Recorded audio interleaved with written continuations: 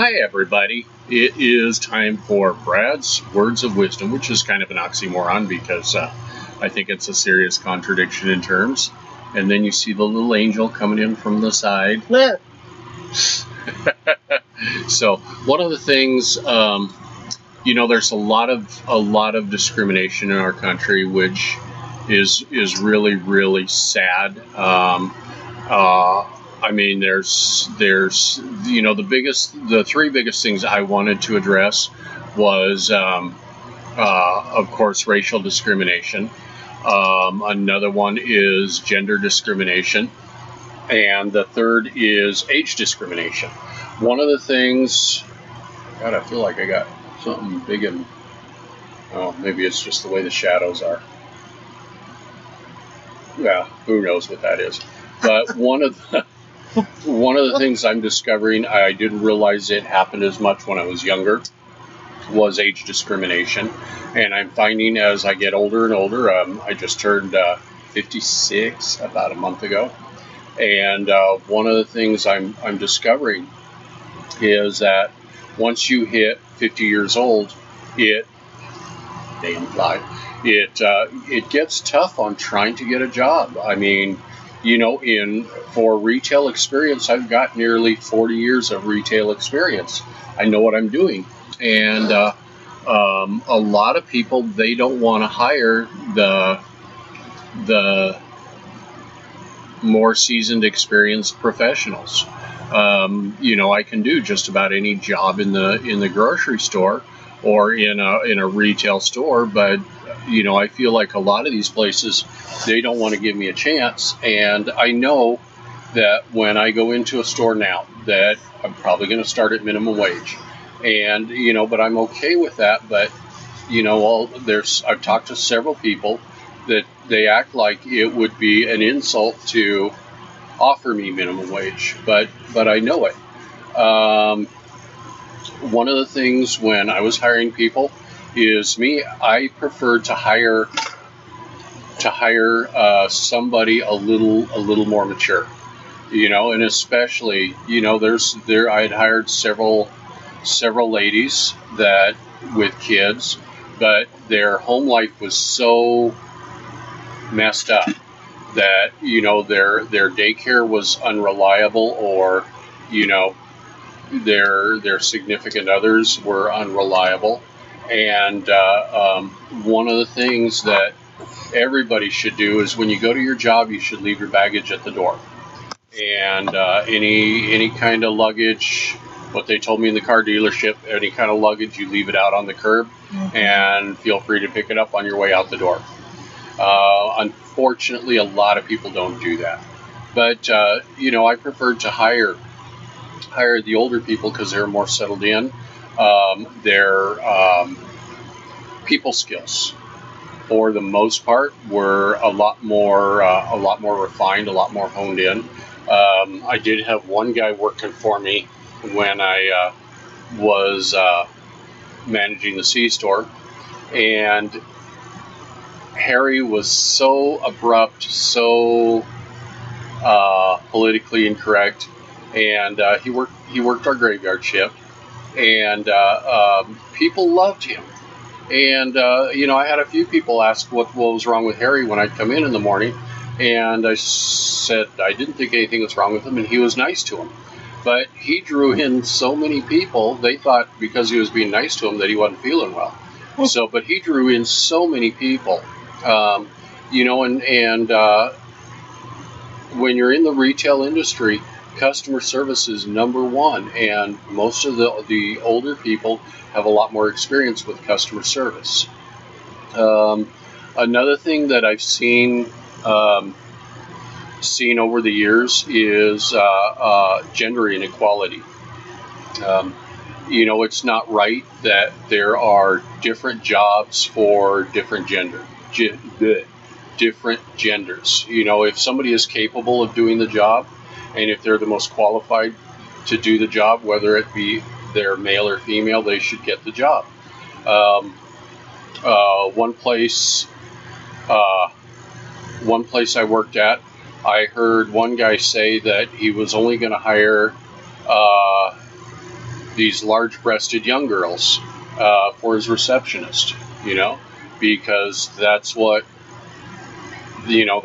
brought his clients in, and his clients like to see that, and they may not have been able to count to 5, but as long as they look the part.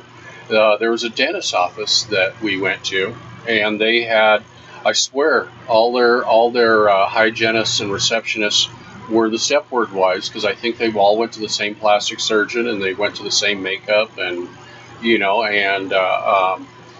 didn't matter how pleasant they were to talk to. I think if they looked the same, that was great. Gender discrimination does work both ways.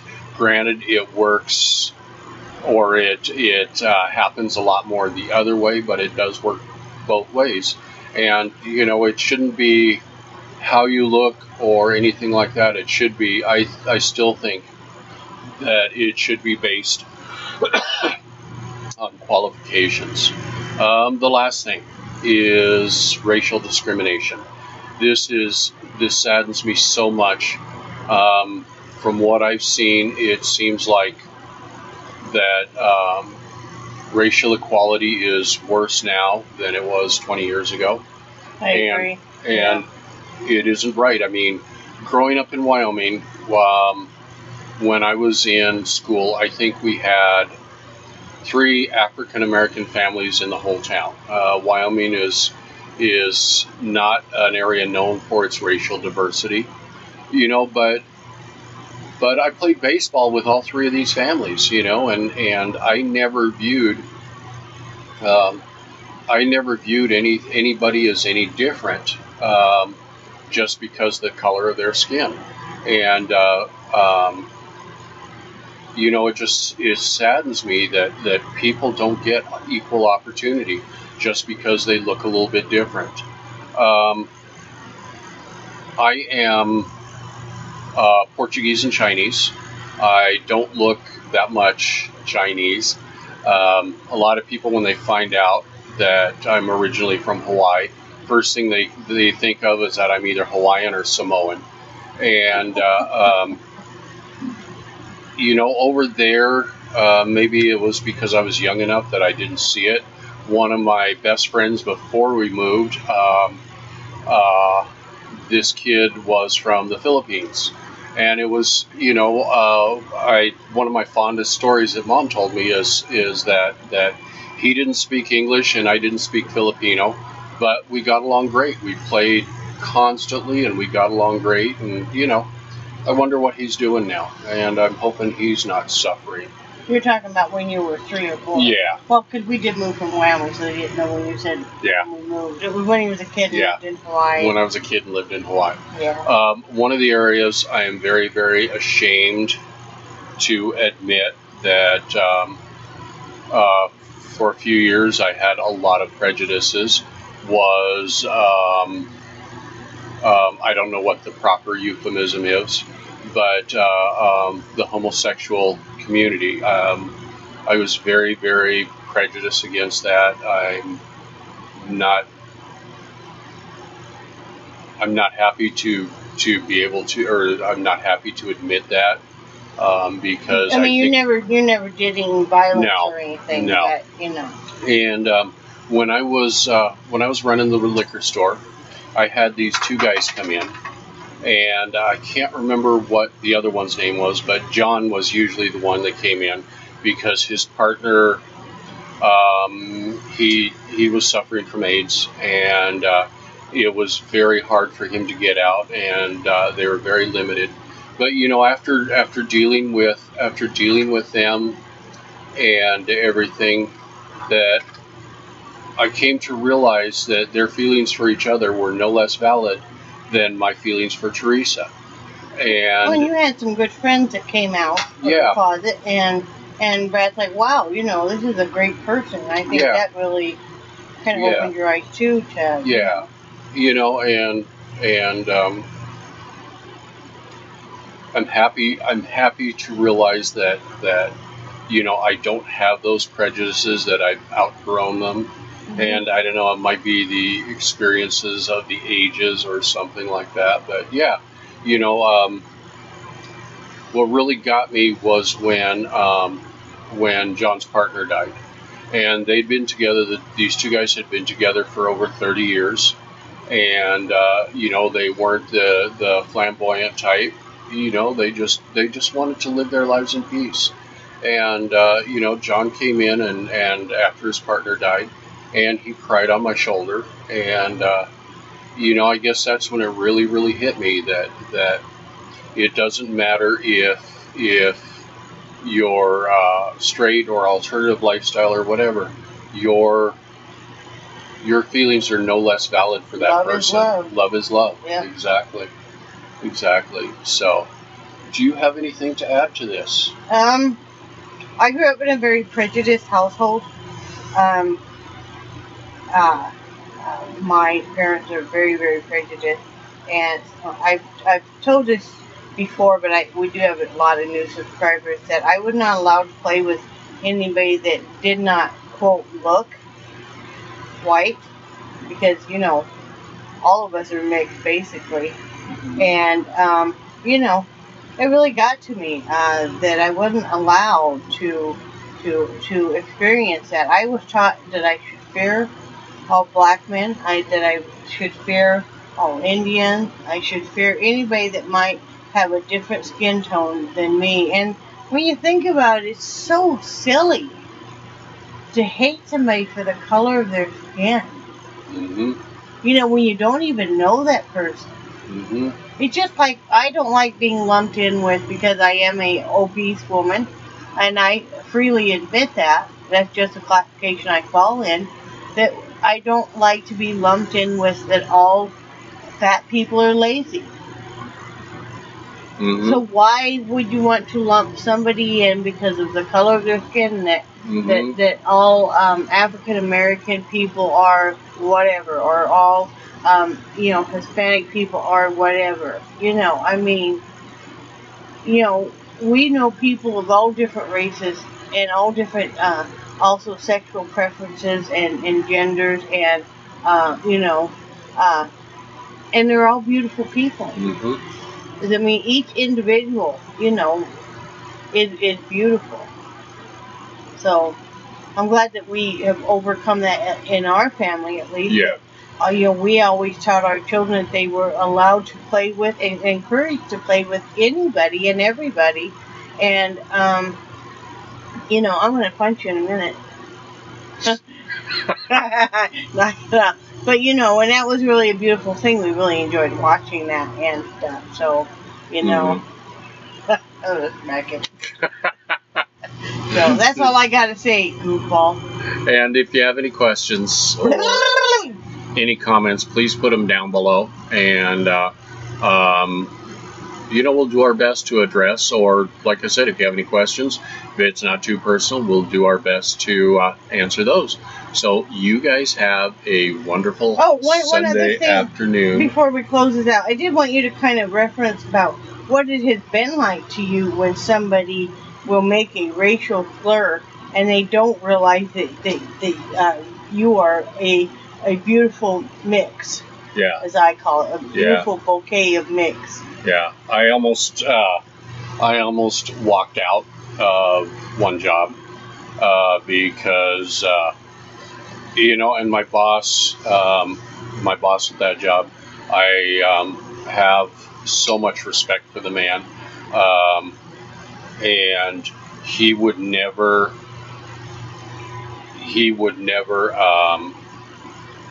purposely hurt somebody's feelings. I mean, he might chew you out, but you knew if you got chewed out, you deserved it. But he was talking about when he was in Vietnam, and he was talking about the goose. And I must have got a look on my face right away, and I walked off. He called me to his office. He apologized to me profusely. He tried to explain, you know, that when he was over there, you know, that's what was forced on him. You know, and I haven't had, you know, the racial problems like so many other people have. But you've had many times where our friends have sat there and spouted off about not liking one race or another race, Yep. for no good reason, not realizing that Brad is maybe of that race, or Yep. that it doesn't matter if Brad is not or is. That we're like, hey, wait a minute. We had a good friend of ours spout off at a company dinner about how she did not want any African Americans to be living on her block because they would bring down the value of the housing and all that bullshit. And she and I kind of got into it. I mean, we didn't get into it like we were yelling or anything, but I told her how I felt, because it's like, she's like, she would never allow her children to associate. And I said, oh, I encourage it and stuff. And I turned to her and I said, you do realize that Brad is mixed. And, I mean, she had worked with Brad for years and years and didn't. And it's like, I lost all respect for it then and there. Me too. I mean, she was so hateful about, I mean, an African American. I mean, how? That's like 1950 bullshit talk. Yeah. I mean, seriously. Yeah. And like you said, we were talking with a good friend of ours the other night about, has it gotten any better or not? And it has not gotten a darn bit better. It's just like, and I'm not getting into a political debate, but so many people want to complain that Obama has done such a shit job because of the color of his skin. It didn't have any difference to do with what color that man's skin is. He's just a shit president. Yeah. That's just how we believe, Yeah. But, I mean, it's just... Yeah. It's like when... You would think that we keep progressing and getting better. And, especially with all the violence and stuff this summer, with all the racism and stuff. And it's like, it just breaks my heart. It's like, we're supposed to think we are so intelligent, and here we are still fighting and hating and killing each other over the color of our skin. Yeah. Yeah. I had completely forgotten about this incident. A friend of mine, his son was hanging around with my daughter and her boyfriend, and I completely blocked this out, but I guess at one time this friend of mine, when we were much, much younger, probably teens or 20s, that he called me a stupid chink, and I guess I picked him up and pushed him through a wall. So, Yeah. And I just, it's nothing I'm proud of or anything like that. I mean, I should have reacted better, but you were young, okay? I was young. Mean, yeah. Yep. But yeah, I just say everybody love each other. Doesn't matter the color of our skin or what our economic standing are. If we're low income or high income or whatever. I mean, can't we just learn to accept each other? Yep. Yep. Exactly. So, can't we all just get along? Yeah, that's the word. So you guys have a wonderful afternoon. Enjoy your Sunday. And Sunday. And if, like I said, if you have any questions, comments, or anything you want my take on it, for anything that it might be worth, please put it down in the comments. And put comment for Brad or question for Brad. Yeah. And you guys have a wonderful Sunday afternoon. So say goodbye, Teresa. Bye, Teresa.